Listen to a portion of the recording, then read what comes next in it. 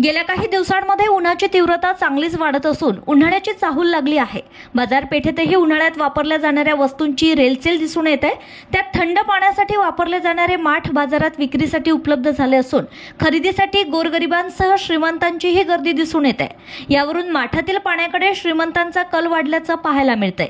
गरिबांचा fridge म्हणून लौकिक असणारे माठ विक्रीसाठी बाजारात दाखल झालेत। वेगवेगळ्या आकारांमध्ये तसेच वेगवेगळ्या रंगांमध्ये असलेले हे माठ ग्राहकांना आकर्षित करत आहेत। मातीचा माठ म्हणजे अनेक खनिजे आणि पोषक घटकांचा खजिना आहे। विशेष म्हणजे डॉक्टर सुद्धा फ्रीजच्या पाण्यापासून दूर राहण्याचा सल्ला देतात। माती नैसर्गिकरित्या अल्कलाईन असते। शरीरातील ऍसिडिक वातावरणामुळे अनेक आजारांना आमंत्रण मिळतं, म्हणून शरीराच्या आतील वातावरण ऍसिडिक असण्यापेक्षा अल्कलाईन असलं तर आरोग्य उत्तम राहील।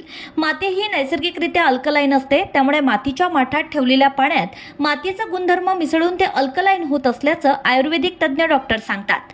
बहुतांश प्लास्टिकच्या बाटल्यांमध्ये बीपीए नावाचे टॉक्सिक केमिकल असतं, जे आरोग्याला धोकादायक असतात। म्हणून मातीच्या माठात पाणी ठेवणं अधिक आरोग्यदायी आहे। त्यामुळे पाण्यात मातीचे गुणधर्म मिसळून ते अधिक आरोग्यदायी बनतं आणि पाणी दूषित होत नाही। माठातील पाणी हे पचण्यास हलकं असतं, त्यामुळे फ्रीजच्या पाण्यापेक्षा माठातील पाणी कधीही उत्तम आहे। आपल्याकडे पूर्वी माठातील पाणी पित होते, आजही बरेच जण माठातील पाणीच पितात।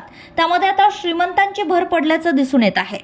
मागील काही वर्षांपासून शरीरासाठी फ्रीजचं पाणी नुकसानदायक असल्याचं डॉक्टरांकडून सांगण्यात येत असल्यानं आणि माठातील पाणी शरीरासाठी लाभदायक असल्याने गोरगरिबांपेक्षा श्रीमंत लोक माठ खरेदीसाठी अधिक दिसून येत आहेत। प्रतिनिधी विजय काकळे, आरसीएन न्यूज, अचलपूर, परतवाडा।